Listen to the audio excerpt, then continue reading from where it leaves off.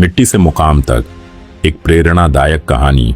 गांव के सबसे किनारे एक मिट्टी की टूटी झोपड़ी थी, जहां 17 साल का अंशु रहता था। झोपड़ी के बाहर एक पुरानी चारपाई, टूटा पानी का घड़ा और छप्पर से टपकती बूंदों की आवाज, यही उसका संसार था। उसके पिता एक छोटे किसान थे जो गांव के अमीर जमींदार की जमीन पर काम करते थे। मां बीमार रहती थी। अंशु को बचपन से पता था जिंदगी उसके लिए आसान नहीं बनाई गई है, उसे खुद ही आसान बनानी होगी। स्कूल का आखिरी साल चल रहा था।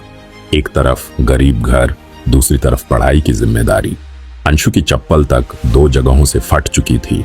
वह रोज उसे धागे से सिलता और स्कूल चला जाता। एक दिन क्लास के बच्चों ने उसे चिढ़ाया, ओए अंशु, अपनी चप्पल ठीक करवा ले, नहीं तो कल नंगे पैर आ जाना। बच्चे हंसे, पर अंशु ने कुछ नहीं कहा। वह सिर्फ मुस्कुराया और बोला, मेरी चप्पल भले फटी है, पर सपने नए हैं। यह बात सुनकर क्लास चुप हो गई, पर उसके अंदर संघर्ष की आग और तेज हो चुकी थी। वह स्कूल की आखिरी बेंच पर बैठता, पर दिमाग सबसे आगे रहता। टीचर जो भी पढ़ाते वह मंत्र की तरह याद कर लेता। एक दिन खेत में काम करते हुए उसके पिता बेहोश होकर गिर पड़े। अंशु भागकर पहुंचा, पिता का हाथ पकड़ते हुए बोला, बाबा उठो ना, क्या हुआ? डॉक्टर ने बताया, अत्यधिक मेहनत, कम भोजन और सालों का तनाव। शरीर जवाब दे चुका है। उनके इलाज के लिए पैसे चाहिए थे। घर में सिर्फ इतने पैसे थे कि 2 दिन का खाना मुश्किल से चल सके। अंशु ने पहली बार पिता को रोते देखा। उन्होंने कहा, बेटा, मैं तेरी परीक्षा फीस भी नहीं भर पाऊंगा, शायद तू भी खेत में ही काम करेगा। उसी रात अंशु पूरी रात जागा। मां ने पूछा, क्या सोच रहा है? अंशु बोला, मां, मैं गरीबी को आज आखिरी बार देख रहा हूं। कल से मैं इसे बदलने निकलूंगा। उसकी आंखों में आंसू नहीं, आग थी। अगले दिन अंशु गांव के चौक पर गया, जहां छोटे काम मिलते थे। सामान ढोना, चाय पहुंचाना, दुकान साफ करना। वह सुबह 5 बजे उठकर काम करता और 10 बजे तक 120 से 150 रुपये कमाता। फिर स्कूल जाता।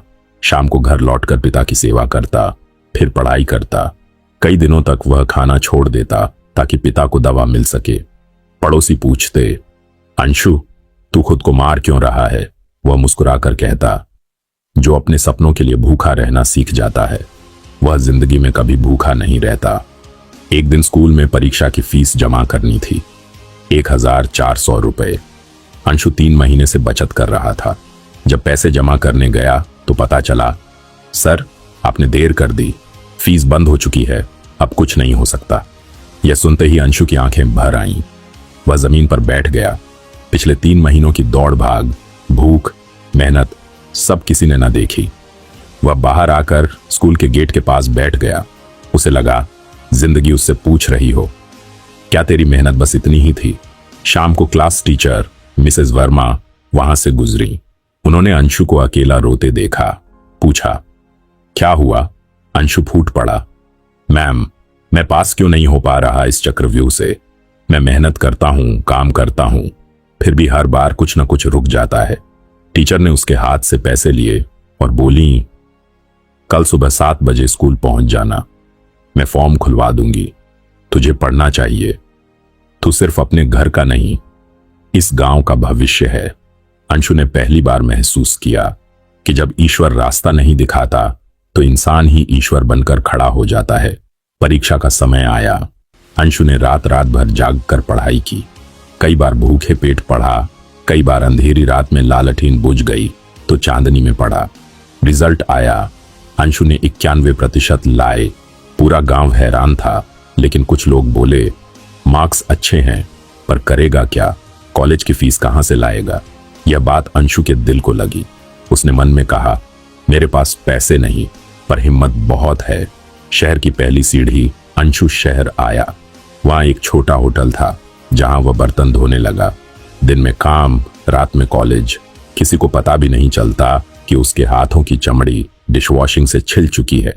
एक बार कॉलेज में प्रेजेंटेशन के दौरान पीछे के लड़के फुसफुसाए, यह तो होटल वाला लड़का है, इसकी क्या औकात प्रेजेंटेशन देने की। अंशु ने सुना, लेकिन मंच पर जाकर बोला, आज मैं बर्तन धोता हूं, लेकिन कल मैं अपना होटल बनाऊंगा। क्लास तालियों से गूंज उठी, पर उसके लिए तालियां नहीं, उसकी सोच के लिए थी। दूसरे साल में उसके पिता की तबीयत और बिगड़ गई। इलाज के लिए 30,000 रुपये चाहिए थे, पर अंशु के पास सिर्फ 11,000 रुपये थे। वह कर्ज लेने गया, पर किसी ने मदद नहीं की। सभी ने वही कहा, हम क्यों दें, बदले में क्या देगा।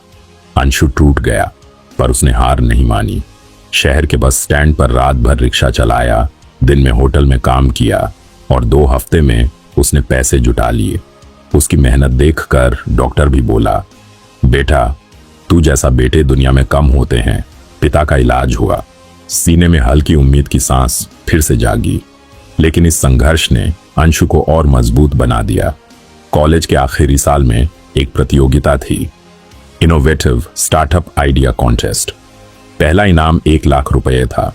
अंशु ने सोचा, अगर यह मिल गया तो मेरी जिंदगी बदल जाएगी। उसने गांव के किसानों के लिए एक मोबाइल ऐप का आइडिया बनाया, जहां वे अपनी फसल सीधे खरीदार को बेच सकें, बीच में बिचौलिए हट जाए। प्रेजेंटेशन के दिन उसके पास अच्छा कपड़ा नहीं था। उसने अपने दोस्त की शर्ट उधार ली। जैसे ही मंच पर गया, अमीर लड़कों ने हंसना शुरू कर दिया। देहाती ऐप ले आया, पर अंशु नहीं डरा। उसने जो प्रेजेंटेशन दिया वह दिल से भरा था, जमीन की गंध लिए हुए। उसने कहा, मैं गरीबी से आया हूं। मैंने देखा है कि किसान फसल उगाता है, पर कमाई बीच वाले खा जाते हैं। अगर मेरा आइडिया सफल हुआ तो किसान भी मुस्कुराएगा और देश भी। पूरा हॉल एक पल को शांत हो गया। जजों की आंखें चमक उठी और नतीजा, अंशु ने पहला इनाम जीत लिया। 1 लाख रुपए उसके हाथ में थे। उसे लगा, मेरी जिंदगी का पन्ना पलट गया। अंशु ने वहीं पैसे लगाकर अपना स्टार्टअप शुरू किया, मिट्टी मार्ट। शुरू में कोई किसान भरोसा नहीं करता था। सब कहते, यह ऐप क्या होता है, हमें तो मंडी में ही जाना है। अंशु रोज रोज गांव गांव जाता, समझाता, बताता, घंटों बैठकर सुनता। धीरे धीरे 5 किसान जुड़े, फिर 10, फिर 50। 3 साल में पूरे जिले के किसान उसके ऐप से जुड़ गए। अब किसान सीधा अपनी फसल शहर में बेचते और उन्हें 2 गुना दाम मिलता।